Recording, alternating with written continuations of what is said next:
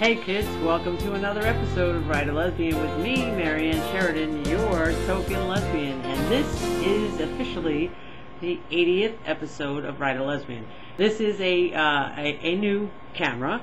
I have opted to try now a webcam.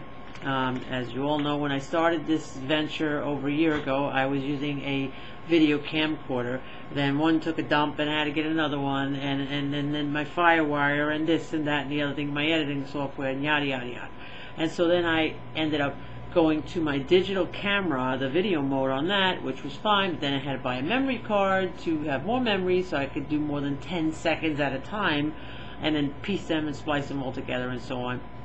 And so now I decided to up it to, I did some, I Googled and reviewed different webcams and opted to try the this particular webcam that I got today, which for those of you who care to know, it's a Logitech Pro 9000. It's a pretty cool camera. I'm using it right now on the laptop, and it sits pretty sturdy, pretty steady.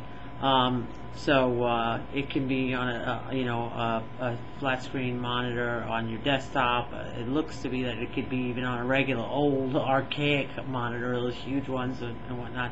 But it sits pretty good on a laptop monitor.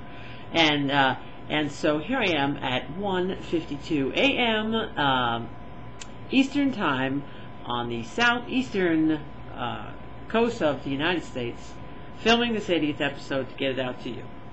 Now, there's a reason for it, aside from I wanted to use the camera to see how it works. And so yeah, so anyway, the whole thing is this weekend, it's just, some of you know that at the bulletins I have put out on MySpace and also on YouTube for the past week or so, the Florida AIDS Walk is Sunday, this Sunday, and I, on behalf of my Write-A-Lesbian little show here, and in conjunction with my lovely girlfriend's production company, Wagwan Entertainment, and the local lesbian coffee house here in Lake Worth, appropriately named Lesbians, purposely played on a word there, but it's a really cozy, quaint place. If you're ever in Lake Worth, Florida, check out Lesbians Coffee House. It really is a pretty cool, quaint place, and it's nice for a change. It's a coffee house, so, and they have some entertainment there and everything else. Pretty cool place. So yeah. Anyway, on behalf of and in conjunction with my girlfriend's production company and the local lesbian coffee house, watering hole, so to speak, I am signed up to walk, and for good reasons. It's an issue that seems to have been buried, and it shouldn't be, because there's more and more people battling this illness and this disease, and I say, well, living with, I should say, not battling. They're just trying to survive with it, and as you know, as we all know, the end result is not a pretty one by no stretch of the imagination, nor is the entire illness from start to finish. So definitely want to walk for that reason. But as life would have it, my elderly mom, which is what is tying into this episode's topic, cycle of life, she is and has been living with a chronic lung disease. It is entitled bronchiectasis, which I'm hoping I'm pronouncing correctly. Feel free to correct me. You know, I'm always humbled to learn something new. Maybe not always accepting of that, but humbled nevertheless. And with this illness, she can pick up infections. She's more prone to infections, and thus with those infections, sometimes can produce a bloody sputum, which is the case right now, and why she is presently right this second in the hospital, being treated. And I'm fortunate that she is able to be treated, and she has an illness that, yes, if the infections are left untreated, can kill her. But luckily, she's on top of it, doctor-wise and her health-wise, and although she's dwindling away size-wise, she's never been a large woman, but still it kind of pains me to see a very independent, strong woman just shrinking before my very eyes, and I can't stop it. But I can be there, and that's what this comes to. I want to walk on Sunday. I still am on the fence right now because of my mom, and I want to be there for her. Why? Because the cycle of life. She and my father were there for me and my brothers, and they were there through trying times in their personal lives, but yet they were there for us. They provided us everything we needed to grow.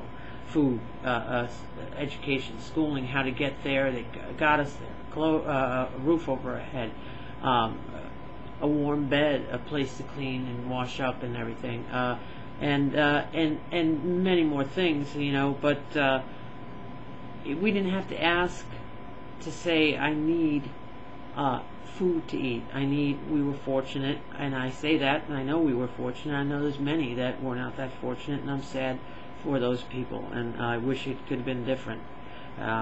However, I know there's also people on the other side of the spectrum that have had more, and not, have had much more than me, and I don't mean necessarily in a monetary way. I mean in any given way, but that's just the way of the world. That's just the reality. The fact is, and the whole point, and I'm going off here on a tangent, which is no surprise to anyone watching, but the bottom line is we all tend to, and I am guilty of this myself, and I'm not, I am ashamed to say, I'm not ashamed, it saddens me to admit this, but it is true nonetheless, that all too often we find that we don't have enough time in our lives. Although we do have the time, it's just not enough time to deal with our aging, which seems to be nagging old parents. That what is it now?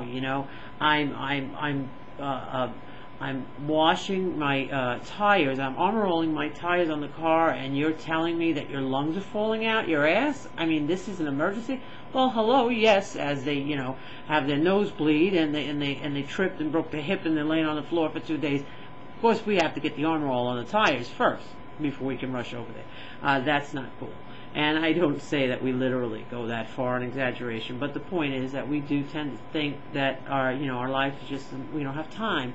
It's much easier to summon the family or somebody, just put them in a home, put them there. That's not cool either, because if you're there and you're healthy and you're breathing and you're able to live your life, then you really should be there in turn for your parent, who may not come out and say, I need you, but they damn sure do need you, and we should be able to know that and be there and jump to help them. Just as they were when we were kids, and we didn't necessarily verbalize that we needed them. They were just there. That's just the cycle of life. And like I always say, unless they are so incapacitated that they cannot have a quality of life on your watch, then bring in help and assistance from, or take them somewhere for assistance. But other than that, if it's just that they're old and they're a quote-unquote burden to you or a hindrance, or you think, tomorrow comes, and tomorrow does come, and they're gone. And then it's too late. You can't get that time back. So we're all going forward. None of us is special to digress in age, we're all moving forward and aging. And it would be nice to know that there would be always somebody there. Maybe it isn't always the case, but if you can and you're capable and you're there and you're able to watch this video, then you are able to take care of and give back to your parents what they've given to you. So don't forget the aging process and the cycle of life, because it will come back to each of us. And so that's all I have for this 80th episode. Don't forget, be good to yourself before you can be good to anyone else. And always, always, always don't forget, Write-A-Lesbian. Bye-bye.